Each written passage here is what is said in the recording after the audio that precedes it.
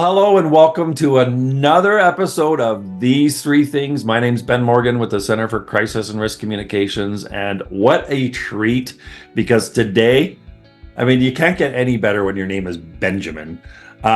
Today is the Ben and Ben show. Benjamin Proulx joining us to talk about three things you need to consider about engaging with and communications during a crisis with your elected officials, municipalities. We're talking to you. So Ben, welcome. Thanks for taking the time. Yeah, thanks for taking the time to pop on.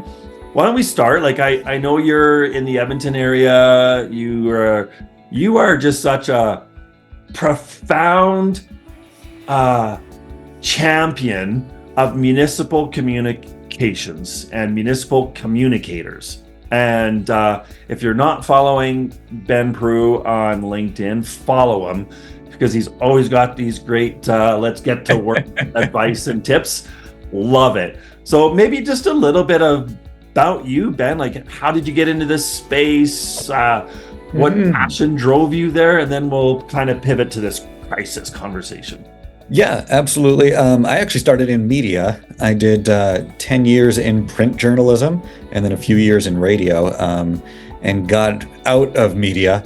I'm one of the survivors of journalism. But early on, that was back in 2008 that I started in media. About 2012, I got pulled in by a company that does crisis communications, crisis management, and they said, hey, you seem to know what you're doing and you understand municipalities, and we have a lot of municipal clients. So can you come do the media relations piece if there's a crisis? And I said, yeah, as long as it's not an area of my coverage, I'm happy to. And that quickly went from media relations to every aspect of communications. And so our first on the ground, which I later learned you were out there too, was the Southern Alberta floods. Was my first time in the middle of it all. And I've just been doing it since. I fell in love with it. And then as I kind of delved further into it, I joined a company that focused on governance and strategy and brought that comms lens to the work they were doing. So they were working only with municipalities, and learned a lot through that, obviously. And then in 2019, I started my company, Catalyst Communications, and that's all we do is work with municipalities. So the majority of our work is crisis communications and management, but we also do things like public engagement and corporate comms and those types of things as well. So we're a small firm, but we get the job done. And sometimes there's a beauty to that small firm touch. One of my first clients as a consultant was the city of Edmonton. Oh yeah. And when they reached out, they were like, we've called the big guys. We've called the Justice Institute of British Columbia. Nobody gets it, but we think you do, Ben, right? Yeah. Because it's just that intimate connection to understanding how it all works. Yeah. So that's fantastic. So, I get the question a lot, and I'm sure you do. How does an elected official, or where do they fit in a response to a crisis? So you've got likely, let's just call it a disaster. So you've got your emergency operations center functioning. They've activated their ICS. You've got your director of emergency management. You've drawn in your PIO. That PIO is feeding information and objectives to the communications team. And then the elected official is like, I'm over here.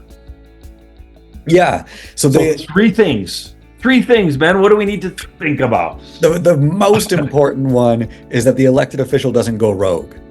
We see that all the time, where they decide, I'm seeing an information vacuum here and I'm going to fill that vacuum. And it doesn't work. So the elected official is not on the outskirts as far as residents are in terms of the process, but they're on the fringes of it. And so if the municipality is sharing, the organization is sharing information, council gets to share that information. But they don't do it in their own way. They don't need to reword things to make it sound like them, because inevitably somebody will word things incorrectly and then it's misinterpreted. And if there's a gap in there, then they can communicate that back through the CAO, not by phoning the comms team directly. Because what we end up finding is, I'll give you an example. Last year during the wildfires, I don't know if you remember in Alberta, the provincial registry system for evacuees just got overloaded. It's just too many evacuations at once. And so some municipalities had to start setting up their own registration system, and they would put out that information and, you're evacuated, here's where you register, here's the importance of registering, and then X, Y, and Z beyond that. There was a mayor who, not seeing that information, just shared out the provincial registry and said, if you've been evacuated, here's where to register, which seems, benign from the outside, but people who went to the provincial registry went to a crash system where they couldn't register and just went, oh, screw it, I'm not going to register then, which has so many negative impacts on the organization and on those residents who then struggle to get disaster relief funding. And so it created this whole thing where everything fell apart over this one message that was, missed by the mayor putting out the wrong thing. And it can happen really quickly.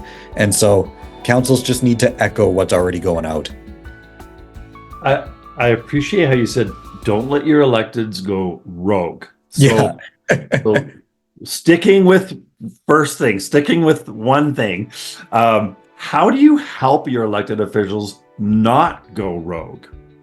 There's a few pieces. One is that they should all have a specific crisis communications workshop before anything goes wrong. That proactive piece to teach them what their role is, how to operate within it, and so that they have a better understanding of how things work in an EOC, how the ECC manages, and how everything operates within the organization, so they can kind of see how that money is used and how, they still need to know what's going on. The other piece of it is that there does need to be constant communication between the organization and its electeds. There's a lot of organizations I worked with last year where one of the tools that we used, because the entire community was evacuated, was live streams. And so you have, twice daily or once daily, depending on the nature of what's happening, live streams that are consistent at the same time every day. And you have the message from either a CAO or a DEM or an IC. And then beside them, you'll have the mayor. And the mayor provides no situation updates, but they're able to add some humanity to it. And so by having them involved in that sense, it kind of gives them a seat at the table without bringing them into the EOC. I love it. Okay, first thing there, without bringing them into the EOC. Let's say that one again. Without bringing them into the EOC. With all due respect, no different than any other day of operations, your elected officials are driving the service level agreements with the community. Your administration team is the group that is doing the work. Allow the work to occur. EOC, not your place. Love that. In many crisis communication plans I've seen from a municipality, identify who your council liaison is. Their role is to A, give them as much information as they can, like you just said, but there's also an opportunity for council members to feed in what they're hearing from their community, right? Yeah, exactly. And then the key piece that you just said there, Ben, that I love is allowing your electeds to add that humanity piece. If you watched the Calgary flood response, we would start the first briefing in the morning with the Mayor Nahadnenshi, and his message was not, we've reactivated 10% of the power grid and our focus is, his message was, I was in the community last night and I see that you're hurting. Know that we're here for you. Yes. I have the utmost respect of trust of our emergency management system, and they are working hard through the night. Then you put up the director of emergency management who speaks to the operational bits and what's being done and what people can expect next. We call it speaking to the head and then speaking to the heart, right? Yep. Very different. So very, very cool. Okay. Number one, don't let them go rogue. So involve them, include them, help them understand what your processes are so that they're not left with a big question mark above their head. Number two, sir. Number two. Number two is that electeds, in many senses, are the exact same as any other resident when a disaster hits. If your community is evacuated, your electeds go with them. They don't stick around. We touched on it briefly, but they don't go to the EOC. They don't take part in an ECC meetings. They're gone. They're out. Now, I like to emphasize that they have to leave because it actually has opportunity in that, and that's where they can involve themselves again. In a lot of the communities that get evacuated, we tell the council members, if you want to be involved, go stay at the evacuation center. Don't find family and friends to stay with. Go stay with your community that's evacuated and report back to us on what you're hearing. And again, it has to go through the right channels. It has to go through the CAO. But to say, these are the questions that people have that you're not answering right now, or this is the response that we're seeing to what you're putting out there. Because a lot of times we're so focused on the disaster that you forget that it's the little things that people kind of gleam onto, because that's what they can wrap their head around. They can't wrap their head around a 70-hectare fire. They can wrap their head around the fact that they left their dog behind and want to go get their dog. And that's the number one thing that we'll hear right after an evacuation is, I left my dog behind. When can I come get him? Every single, doesn't matter, wildfire, flood, doesn't matter. People will leave their pets behind. So hearing that is important so that you remember, okay, I have to address that. One of the interesting ones we had last year was the number of council members who would come back and say, people are wondering why there's a firefighter outside of their doorbell camera. Is their house burning down? And then that's where you go, okay, let's talk about Fire Smart and why the firefighters are at their houses and removing propane tanks and brush and all that kind of stuff. And so, yes, it's transparency, but it also gives you that connection directly to the community to say, these are the things that they're anxious about. So let's tackle those messages head on as well. A great source of the sentiment of your community. I'm with you on, if you're evacuation, they're no exception. Yeah. Primarily for their safety. Yes. However, I've never ever thought about suggesting that they go sleep on a cot in a recreation center. I love it because it's also that, to your point, that piece of humanity. Yeah. It's important though, if they do evacuate, that they're not forgotten by the administrative team. Yes. Right? They're not there in your face, breathing down your neck saying, I need more information, I need more information. But don't forget, I experienced that in Fort McMurray. When I was up in Fort McMurray in 2016, they were all gone. And of course, I was flown in and dropped off. I didn't even think about them, to be honest. And there was that vacuum gap, right? And they were not getting informed. They electeds, for the most part, are electeds because they're passionate about their community, because they care about the people. And so if they're not getting that information coming to them through the council liaison or the CAO or whoever that has that responsibility, they can start feeling that anxiousness about what's going on. And so you got to keep them informed and got to keep them involved, especially if they've had to get out of town, right? Yeah, it's an important role to play. You need somebody who's going to act as that liaison, so it might as well be the electeds. And that's where they want to be anyway. They're voted in to represent. Go represent. People have dreams of a glorified EOC. EOCs aren't fun. People don't want to be there if they don't have to. So go with your community. Unless you're in the city of Calgary. I don't know if you've had the pleasure of being in that emergency operations center. That one is... I haven't actually. Yeah, it was pretty spectacular. I won't tell too many stories, but lovely catered meals and massage therapists on duty. So, see, that's a different experience than I usually have. Mine is usually stale coffee, and it starts to smell after day 3. There you go. Very similar to the Fort McMurray experience. Yeah.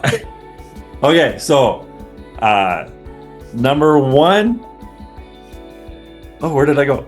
Number 1 was don't go rogue. Don't go rogue. Number 2. If you're going to evacuate your community, make sure you evacuate them as well. They're not special when it comes to safety. In fact, maybe they're a little more special when it comes to safety. And then your third, Ben. The third is the pieces surrounding a crisis. So leading up to a crisis, you have to make sure that everything is kind of checked off in terms of going through policy, making sure that the community is set up to succeed. So if a disaster hits, procurement is activated immediately, right? There's a policy tied to that needs to be approved by council. Following an emergency, it's the same thing where, if you have an after action review come forward, it needs to be embraced by council as well. And appropriate budget needs to be allocated to make sure that things are done. And they need to be getting regular reports on how things are improving from the last time and those sorts of pieces, because council comes into their term, they develop a strategic plan, they set their budget, and then emergency hits. Well, your strategic plan is second to that, and it's going to have to shift as a result of whatever took place. And same with your budget. It's nice to say you have a 3-year operating budget that you're going to review on an annual basis, obviously. But if you have to spend a ton of money to deal with a wildfire, a lot of these communities don't actually know what's going to be refunded by the province, regardless of where you are in the country, until after that money is already spent. Yeah. So that being the case, if suddenly you had to spend, 60 grand that you're not going to be refunded on, that's accounted for. And 60 grand is, for a lot of communities, that would put it lightly, right? And so council has to be able to adjust to the circumstance as well, but they need to be brought into the pre and post-crisis phases appropriately. Love it. And in many cases, some of those electeds will be a part of that municipality's emergency management agency or emergency management committee. They are required to be a part of the declarations of state of locals. So having them, back to your point, way at the beginning there, involved, engaged, understanding what the processes are, what is their role well ahead of time. I reflect back on my days as a paramedic, and when the chief would show up on the scene, what can I do to help? And it's like,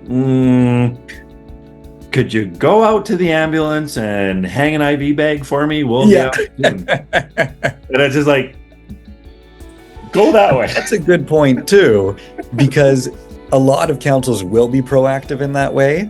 And then you'll see some who, see the value in ICS training, get their ICS 100, ICS 200, and then a disaster hits. But because they have that training, they go, well, I know what to do here, so include me and let me take part in it. And that's not how it works either. But that ICS training will be valuable in the lead up and the fallout. So, absolutely.